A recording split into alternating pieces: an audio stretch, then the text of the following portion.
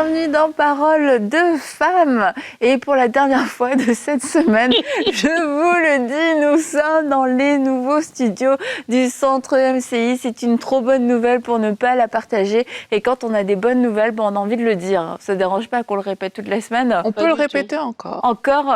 Ok, bah, c'est bon. Peut-être que je vous le dirai encore la semaine prochaine.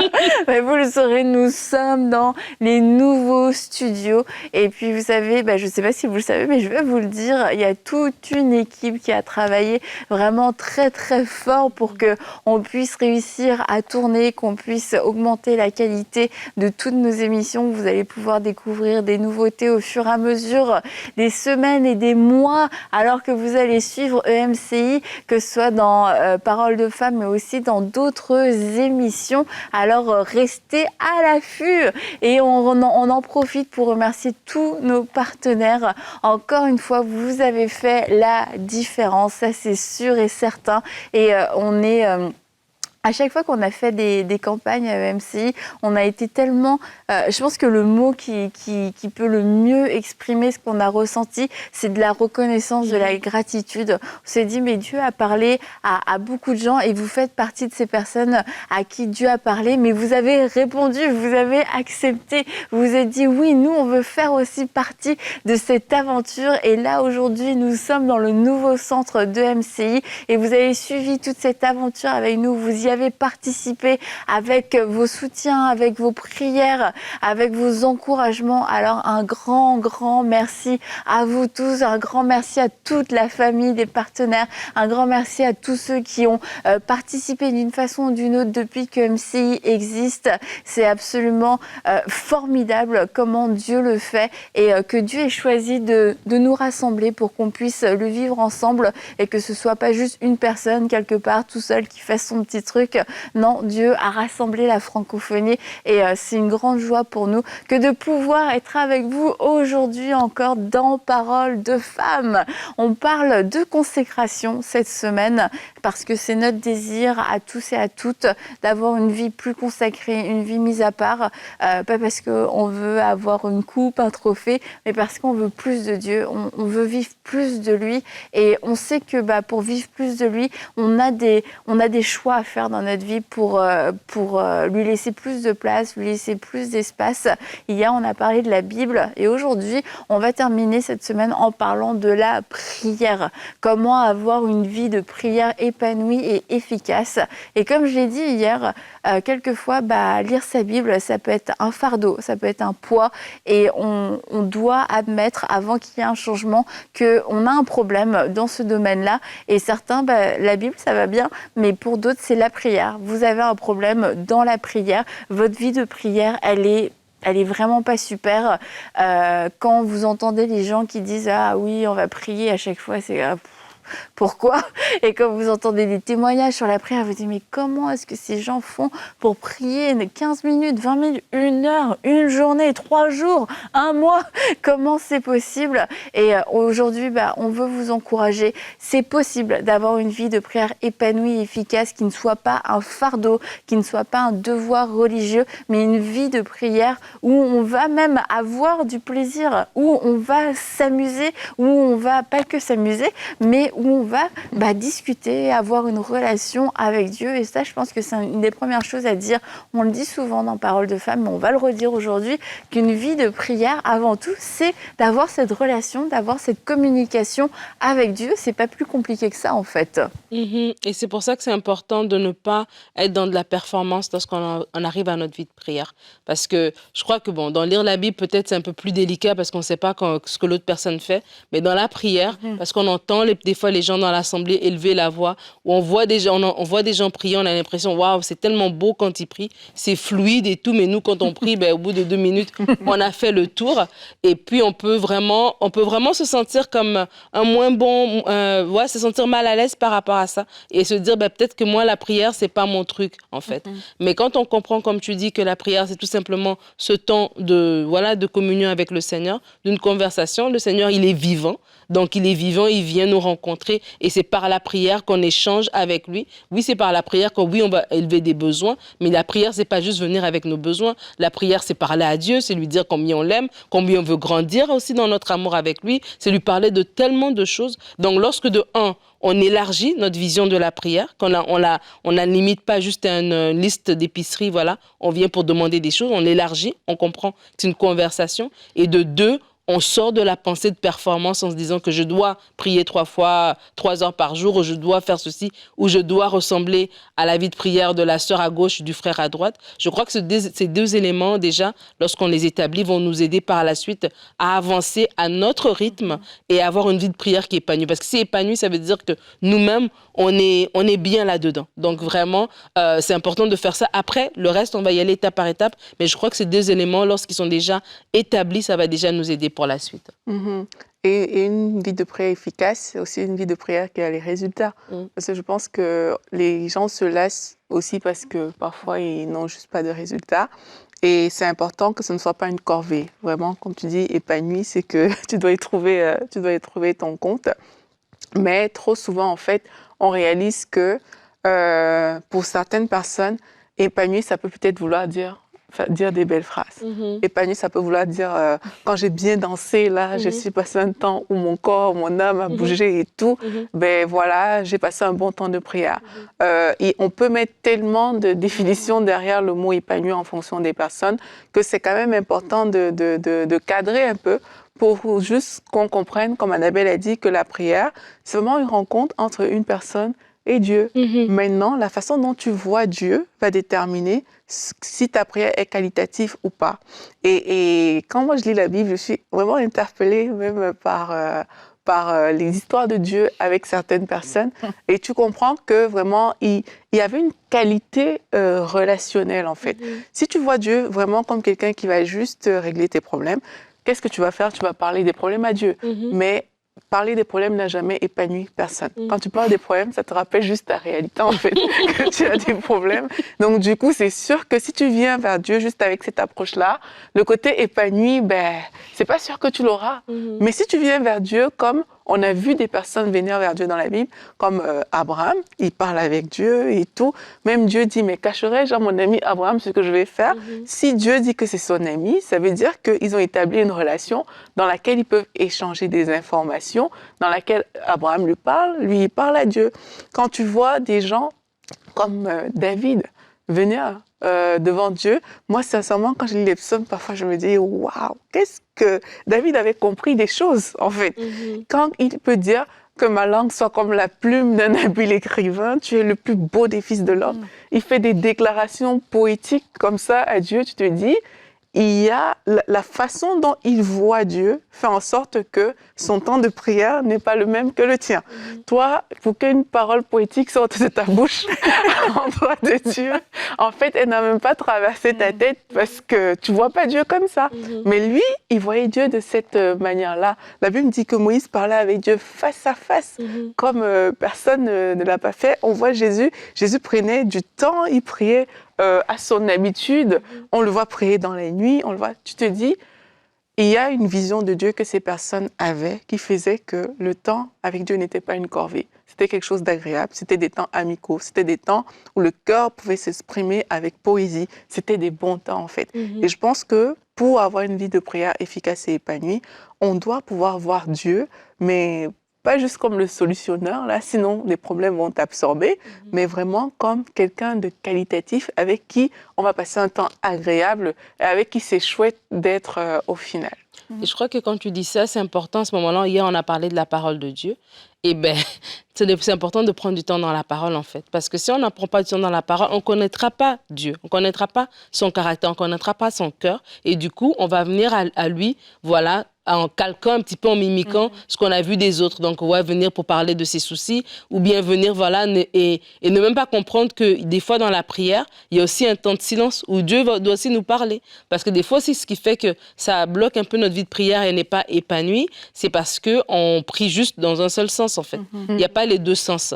Et je crois que ça, c'est une révélation pour certaines personnes de comprendre qu'il y a les deux sens, en fait. Autant moi, je peux déverser mon cœur devant Dieu, ben, autant lui aussi, il va me parler. Et Dieu va me parler, oui, peut-être par une pensée qui montre dans mon cœur, mais Dieu va me parler par sa parole. Alors, quand je suis dans sa parole, alors je vais prier comme ça. Et puis, voilà, il y a un verset, il y a une histoire, il y a une pensée qui va monter dans mon cœur, qui va me diriger vers un verset des Écritures et m'expliquer. Et là-dedans, je me rends compte que Dieu est en train de me répondre à travers cette parole-là, en fait. Donc, c'est pour ça que c'est important dans la vie chrétienne. C'est mon mari qui disait ça un jour, que la vie chrétienne, comme un être humain a deux jambes, ben, les deux jambes de la vie chrétienne efficace, ben, c'est la prière et la parole. Si on est juste sur la prière tout seul, ben, on va boiter. Ben, quelqu'un qui est juste dans la parole tout seul, comme tu as dit, et que s'il n'y a pas la vie de prière, il n'y a pas cet échange, cette vie de l'esprit, va aussi boiter. Mais vraiment, pour marcher efficacement, ben, c'est la prière et c'est la parole. Et il y a un verset, c'est juste un verset dans Éphésiens 6, 18, mais qui nous donne beaucoup d'indications pour avoir, en tout cas je trouve, une vie de prière épanouie, efficace. Donc Éphésiens 6, 18, faites en tout temps par l'Esprit toutes sortes de prières et de supplications, veillez à cela avec une entière persévérance et en priant pour tous les saints. Et en fait, dans ce verset, je trouve qu'on a 5 indications qui vont nous aider à nous épanouir dans notre vie de prière. C'est déjà en tout temps. Prier en tout temps, ça veut dire on ne prie pas seulement quand ça va mal, on ne prie pas seulement quand ça va bien, on ne prie pas seulement quand on a le temps, quand il fait beau, quand il ne fait pas beau, quand on va à l'église. Bref, on prie en tout temps, ça devient un mode de vie, ça devient une habitude, ça fait partie de notre façon de faire. C'est pas comme Noël, une fois par an. La prière doit faire partie de notre vie par l'esprit. Alors ça, c'est comme hier, on a vu lire la Bible sans l'esprit, c'est compliqué. Au bout d'un moment, ça devient un petit peu sec. Et prier par l'esprit, c'est demander au Saint-Esprit de prendre le contrôle aussi, de pouvoir nous diriger, que ce soit pas nos sujets à nous, que ce soit pas notre façon de prier à nous, que ce soit pas tout le temps comme nous, on aurait voulu le faire, peut-être comme on l'a appris et tout ça. Mais quand le Saint-Esprit rentre dans notre vie de prière, il va nous diriger à prier comme on n'a jamais prié, à prier d'une façon peut-être qu'on n'a jamais vue, qui va nous surprendre et dire est-ce que c'était vraiment de Dieu dans des temps, dans des moments, bref, le Saint-Esprit va amener vraiment de la vie parce qu'il va amener une direction et dans cette direction, c'est là où on va trouver de l'épanouissement. Aurélie. Oui, c'est parce que ça me fait penser une fois dans le groupe d'intercession de mon église, j'avais posé la question aux personnes qui étaient venues pour vous, à quel moment on commence la prière? Et puis, ils avaient répondu, on commence en adorant, enfin, chacun donnait sa réponse. Et puis, moi, j'étais comme, la prière commence quand le Saint-Esprit a pris le contrôle. S'il n'a pas pris le contrôle, tout ce que tu dis, tu parles, tu manifestes ton désir d'entrer en communion avec Dieu, c'est bien, tu peux le faire par l'adoration de différentes manières, mais la prière commence quand le Saint-Esprit a pris le contrôle. C'est à ce moment-là que tu sais que tu es en train de prier.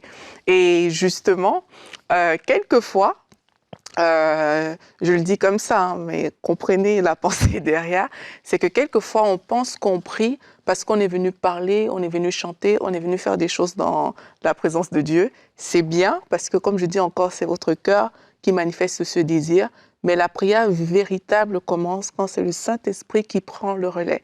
Et quand le Saint-Esprit prend le relais, on le sait. Tu ne peux pas sortir d'un temps de prière où le Saint-Esprit a pris le contrôle et tu ne le sais pas. Ça veut dire que peut-être tu as prié tes bonnes intentions, mais tu n'es pas arrivé, parce que je pense que les gens ont la volonté, tu n'es pas arrivé au niveau où vraiment il y a eu un switch dans l'esprit et tu sais que c'est le Saint-Esprit maintenant qui pilote. Et j'encourage tout le monde à arriver à ce niveau. Et pour y arriver, pour certaines personnes, oui, ça va commencer peut-être par l'adoration et tout, mais ça prend de la patience. Il y a des jours où ça va se faire une fois, c'est bon. Mais il y a des jours où ça prend de la patience. Il faut passer du temps dans la présence de Dieu, dans la prière. Peut-être pour certains, vous allez parler en langue, vous allez faire, je ne sais pas, le Saint-Esprit, en tout cas, va vous orienter selon les inclinaisons de votre cœur. Mais à un moment, vous savez que ce n'est plus vous qui êtes en train de prier, c'est le Saint-Esprit qui est en train de prier à travers vous. Et c'est là où la prière est efficace. Parce que la Bible dit que ce que Dieu dit arrive. En fait, dès l'instant où c'est le Saint-Esprit qui prie à travers vous, c'est des paroles de Dieu, parce que c'est le Saint-Esprit qui est derrière, que vous êtes en train de déclarer.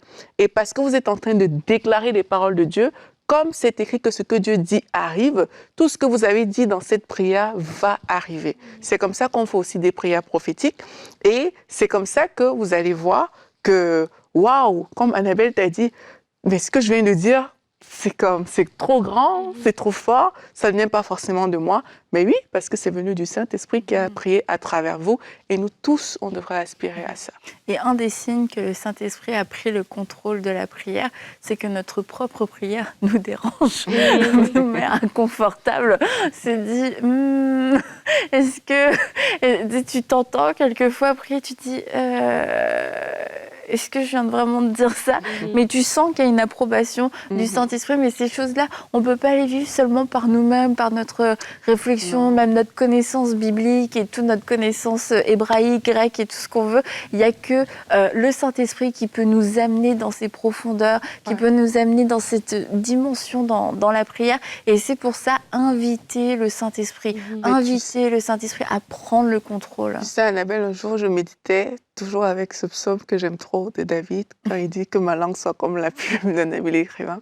Et j'étais convaincue à l'intérieur de moi que, en fait, les prières qu'on voit des psaumes de David, en tout cas certaines de ce que j'ai pu comprendre, c'est que ça ne venait pas de lui, en fait. C'est pas lui qui avait un côté artistique qui venait dire oui, aujourd'hui je vais faire de la poésie. Non, c'est qu'il arrivait à un stade dans la prière où le Saint-Esprit prenait le contrôle et ce qui sortait de sa bouche, c'était des mots extraordinaires pour Dieu, en fait. Et je pense que nous tous, on doit aspirer à vivre comme ça.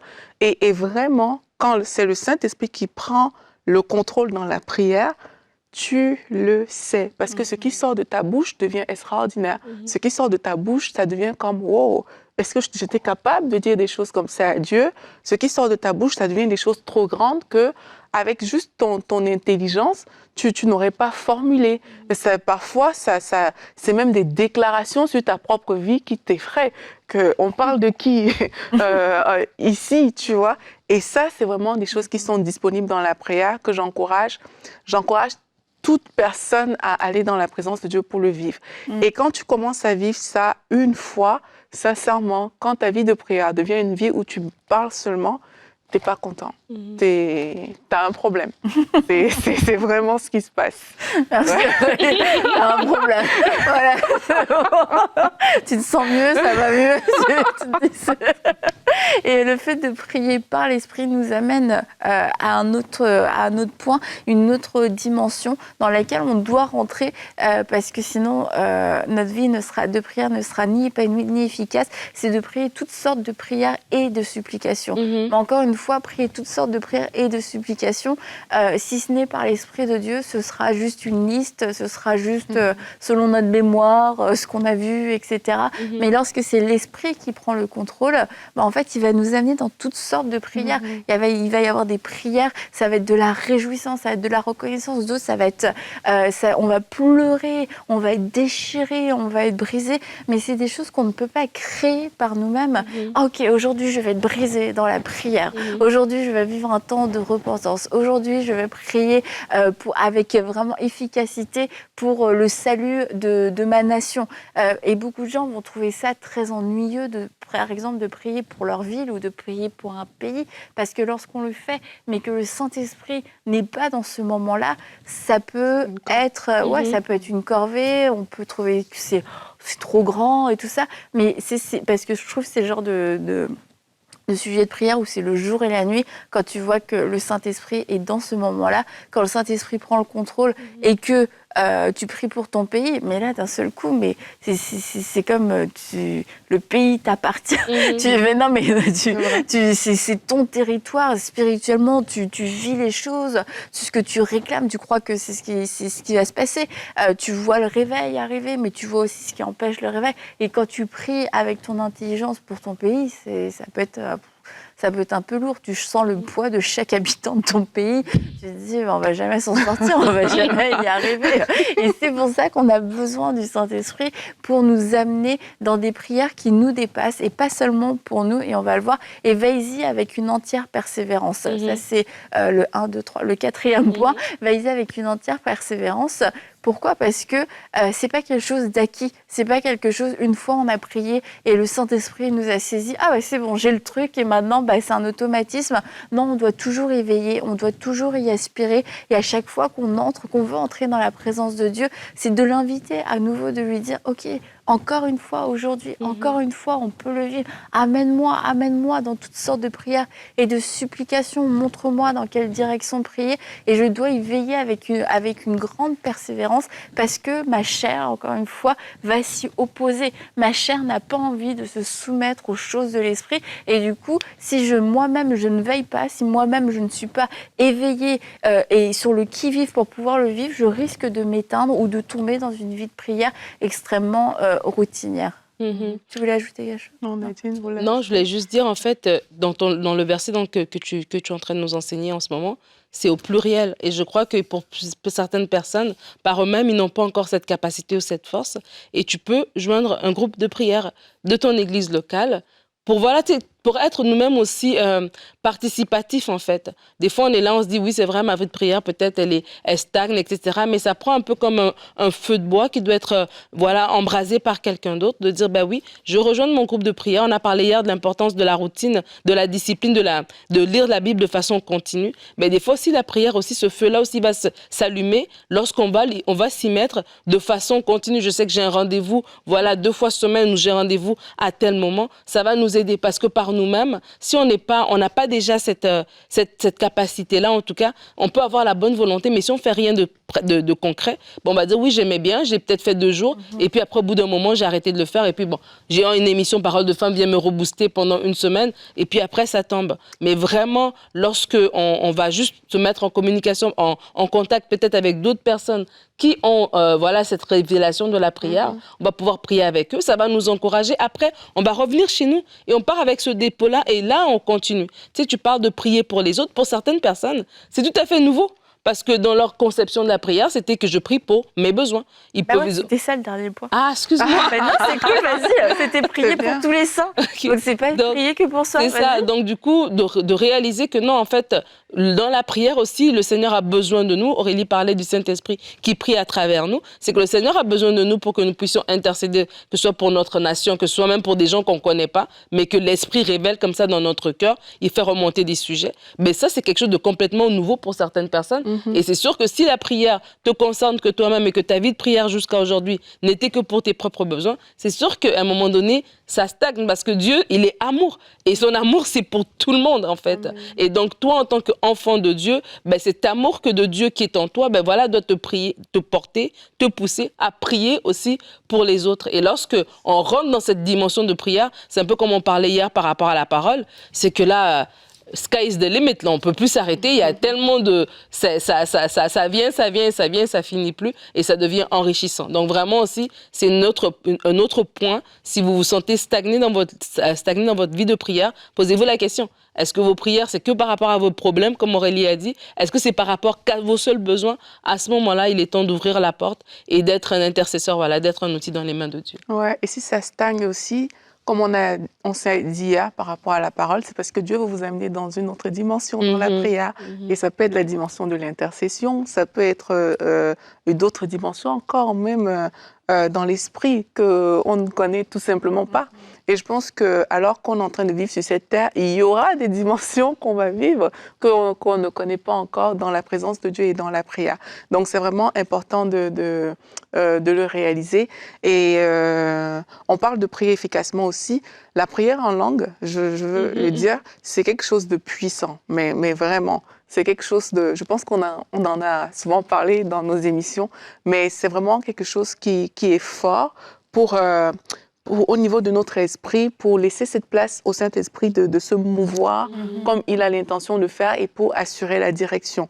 Donc, c'est important d'y aspirer, en fait. Si vous n'êtes pas encore baptisé de l'Esprit et que vous ne parlez pas encore en langue, mais c'est important d'y aspirer. Et ma prière pour vous aujourd'hui, c'est qu'alors qu'on est en train de faire cette émission, que l'Esprit de Dieu descende sur vous là où vous êtes et que vous soyez baptisés de l'Esprit et que vous commenciez à vous exprimer dans de nouvelles langues au nom de Jésus-Christ. C'est vraiment une prière à laquelle on croit fermement et on croit que ça va vous arriver dans cette émission-là. Donc, commencez à prier comme ça en langue alors que vous êtes chez vous. Priez et laissez-vous remplir, en fait. Ne cherchez pas à calculer les choses et tout, mais laissez que le Saint-Esprit de Dieu vraiment vienne vous infuser, en fait. C'est vraiment comme parfois la dynamite qui sort et vous êtes surpris. Donc, c'est un encouragement. Et par rapport au groupe, tu parlais des groupes tout à l'heure, Nadine, il y a des gens qui pensent qu'ils vont découvrir un groupe et aller dans ce groupe pour prier. Mais vous pouvez être l'initiateur des groupes. Là, je parle à beaucoup de personnes.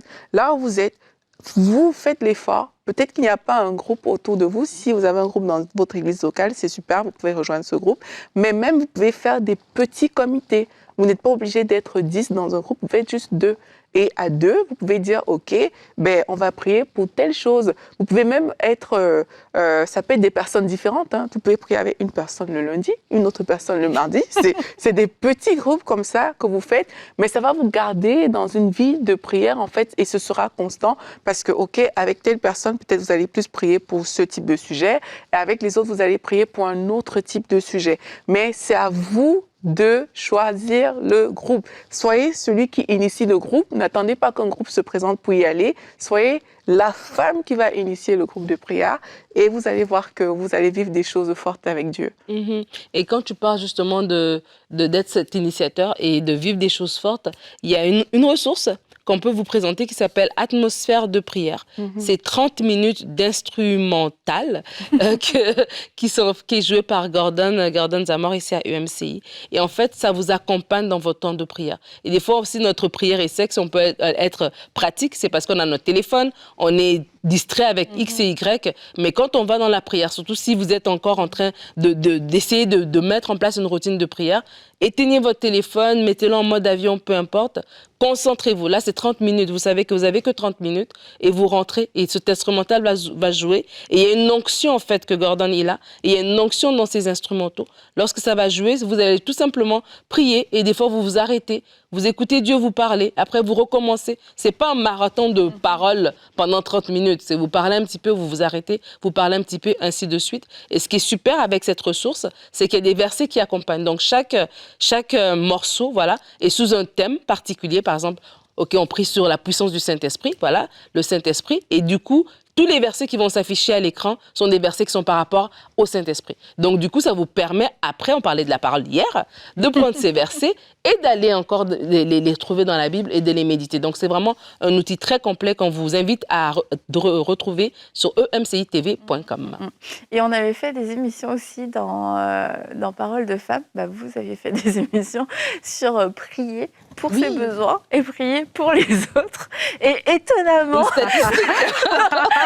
prier pour les autres, alors n'a pas du tout atteint le nombre de vies de prier pour ses propres besoins, ce qui est, je pense, un petit peu symptomatique. Et ça, c'est bon d'apprendre à prier pour les autres. Alors je vous encourage à aller voir cette émission de Parole de Femmes, prier pour les autres. Et on a été heureuse de passer cette semaine avec vous. Oui, dans les nouveaux studios de MCI. Et puis, je crois que ces émissions vous ont fortifié et encouragé pour pouvoir grandir dans votre vie de consécration sans honte, sans condamnation, mais aussi sans fausses excuses, parce que c'est possible, vraiment c'est possible. Et Dieu se révèle à qui le cherche. Et on n'a pas besoin d'être un pasteur, on n'a pas besoin d'un titre ou quoi que ce soit pour pouvoir le chercher. On a juste besoin d'avoir un cœur qui a soif et puis de faire certains choix pour pouvoir le chercher et pour pouvoir l'aimer de façon tangible. Et on va se retrouver très bientôt pour une prochaine émission de Parole de Femmes.